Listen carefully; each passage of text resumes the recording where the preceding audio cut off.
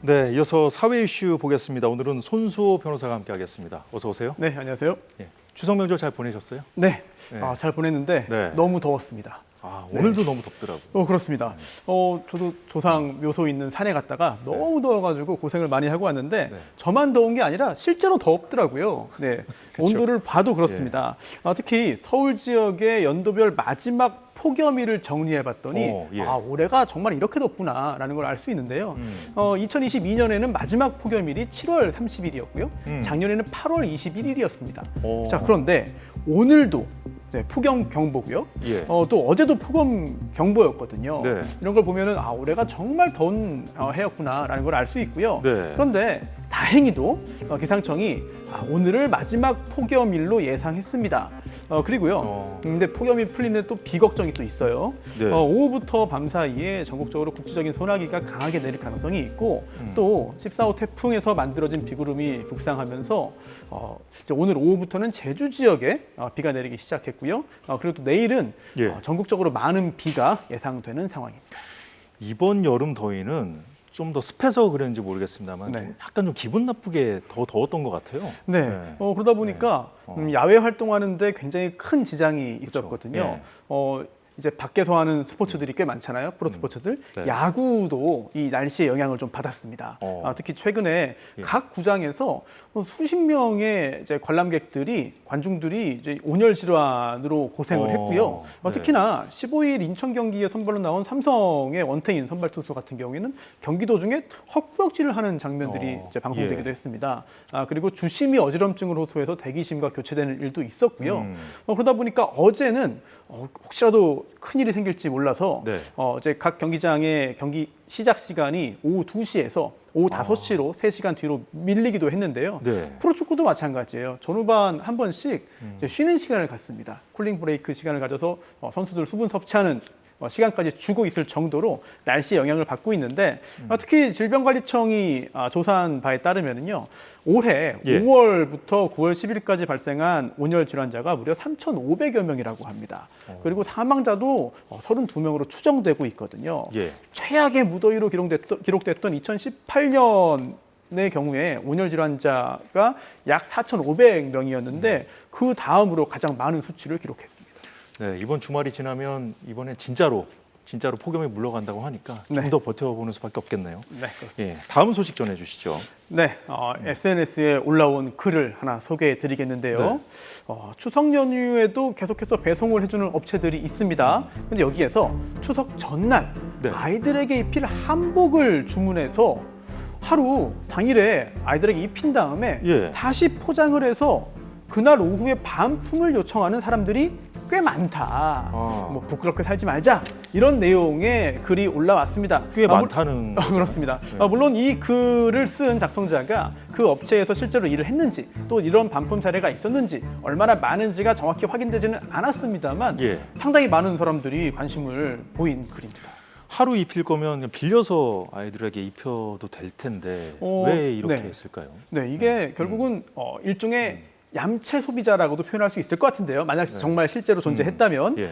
대형 이커머스 업체들이 무료 반품 서비스를 내세워가지고 서비스 경쟁을 하고 있어요. 그러다 보니까 이런 예. 반품 사례가 늘고 있다고 분석되는데요. 특히 이번에 처음 생긴 게 아니랍니다. 그 동안에도 이런 상황을 고발했던 글들이 많이 올라왔었는데요. 그렇군요. 예. 네. 아주 대량으로 파는 여러 개를 묶어서 파는 상품을 산 다음에 한두 개만 쏙 빼고 나머지만 반품하는 사례가 있었고요. 네, 뭐 예. 옷걸이라든지 이런 것들이 네네. 있죠. 생활용품들. 또 30일 안에 반품하면 된다고 하니까 여름에 선풍기를 구입해서 한 27일, 28일 쓴 다음에 네. 30일 되기 전에 그것만 또 반품하는 경우들. 네, 여름에 선풍기 반품이 꽤 많다고 합니다. 또는 이거는 이렇게 하면 안 되는데요. 빈 박스만 보내는 경우도 있다고 해요. 그래요? 네, 또 참 믿기 힘든 일입니다만 식품 예. 조미료를 주문한 다음에 봉투를 터트려서 어. 좀 거기서 흘러나온 것들을 쓰고 나머지만 반품하는 경우도 있다. 저는 개봉한 게 아닙니다. 저 반품하겠습니다. 라고 주장한다는데 이거 역시 뭐 모든 게 다 사실로 확인되지는 않았습니다만 네. 만약 실제라면 상당히 많은 생각을 하게 만드는 일인 것 같습니다. 정말 수법도 가지가지인데 의도가 뻔히 보이는 사례라면 네. 그러니까 업체 입장에서 이걸 조금 제지하거나 좀 뭔가 좀 그 책임을 묻거나 할 수 있는 그 방법은 없습니까? 근데 지금 이렇게 무료 예. 반품을 하는 것 자체가 서비스 경쟁이잖아요. 네. 그리고 상당히 많은 업체들이 현재 치열한 경쟁을 벌이고 있고 예. 또한 조금 더 소비자에게 어떤 혜택을 주고 서비스를 주면은 그쪽으로 소비자들이 몰립니다. 손해를 보더라도 그냥 그렇습니다. 넘어간다는 거죠? 네, 다른 업체에서 하는 서비스를 예. 철회하거나 중단하기 어렵거든요. 이런 부분들은 업체들의 어떤 여러 가지 고민거리일 텐데요. 예. 이런 것들을 악용하는 어떤 소비자들로 인해서 선량한 정직한 소비자들이 어떤 비용 전가의 피해를 입지 않을까 뭐 이런 걱정이 좀 됩니다. 아, 그렇군요. 예, 좀 마지막 소식 볼까요? 네, 자 이번에도 역시 SNS 글인데요. 예. 이번에는 아예 운영 회사입니다. 즉 우리나라에서 많은 사람들이 이용하는 대표적인 SNS 서비스죠. 네. 인스타그램. 인스타그램. 네, 인스타그램이 10대 청소년의 계정을 비공개로 전환하기로 전격 결정했습니다. 자, 모 회사인 메타가 최근에 예. 발표한 방안인데요. 청소년 안전 사용 강화 방안입니다. 16세 미만의 모든 청소년의 경우에는 애초에 처음 시작을 비공개로 한다는 거예요. 예. 그렇게 하면은 누군가와 연결되기 위해서는 어떤 그 일종의 친구 요청을 받으면 이거를 수락을 해서 예. 서로 이제 그 팔로워가 되면 그때서야 서로 콘텐츠를 확인할 수 있다. 또 메시지도 주고받을 수 있다라는 것인데요. 네. 지금 메타가 발표한 안들을 좀 간단히 좀 살펴보면은 네. 메시지를 보내는 것도 좀 제한을 하고요. 그리고 또 공격적인 단어나 문구 사용의 경우에 이제 좀 블라인드 처리를 하는 것이고요. 예. 또 60분마다 너무 오래 사용했다. 이거 종료해라라는 알림이 자동적으로 들어가게 됩니다.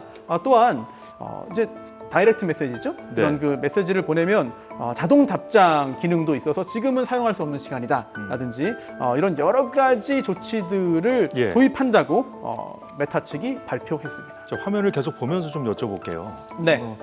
민감한 콘텐츠는 좀 제한한다든가 네. 공격적인 단어, 문구 사용은 블라인드 처리한다거나 이거는 뭐 누가 봐도 청소년들을 좀 뭐 유해 정보로부터 좀 접근하기 좀 어렵게끔 만드는 그런 조치라고 좀 보여지거든요.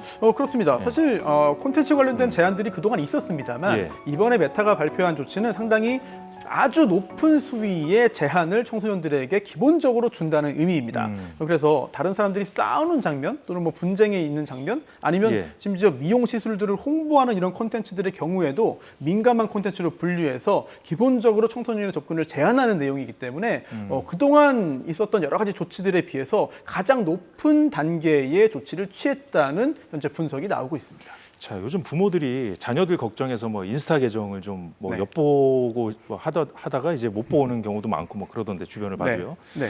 자, 이 정도 조치로 좀 효과를 볼 수 있을까요? 사실 지금 이야기한 것 중에 네. 일부는 지금도 있어요. 그런데 이걸 하기 위해서는 예. 부모와 자녀가 모두 동의를 해야 합의를 해야만 할 수 있는 것들이 있습니다. 하지만 어떤 것들이죠? 네네. 예. 일단 밤이나 특정 시간대에 이제 앱 접근 자체를 막을 수 있는데 이게 부모와 자녀들이 다 동의를 해야 되거든요.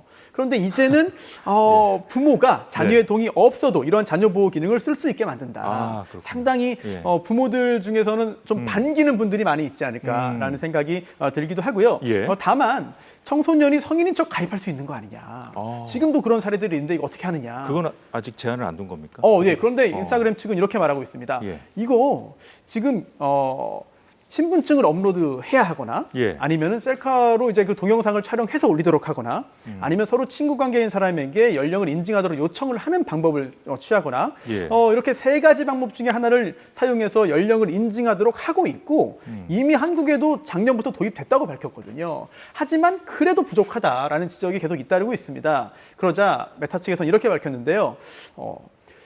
청소년이 성인으로 속여서 뭔가를 조치할 경우에는 예. 이거를 추적할 수 있는 기술을 지금 만들고 있고 곧 도입될 예정이다라고 하고 있는데 이런 네. 것들이 빨리 도입돼서 부모님들이 걱정하는 사례들이 좀 줄었으면 좋겠습니다. 자, 뭐든지 정책을 좀 강화하더라도 빈틈이 있기 마련이잖아요. 그렇죠. 새로운 빈틈을 찾아다니잖아요. 네, 그건 어쩔 수 없죠. 하지만 결국 어떤 제도든 빈틈은 존재할 수밖에 없겠습니다만 이 사용 문화가 또 뒷받침된다면은 이런 기술적인 제약의 도입과 함께 여러 가지 좋은 방향으로 이루어져서 그동안 인스타그램이라든지 기타 SNS를 통한 부작용들이 많았는데 이런 것들을 줄일 수 있는 또 하나의 좋은 계기가 되지 않을까 이렇게 생각됩니다. 네, 잘 들었습니다. 자, 오늘 사회 이슈는 여기까지 보겠습니다. 손수호 변호사였습니다. 고맙습니다. 네, 고맙습니다.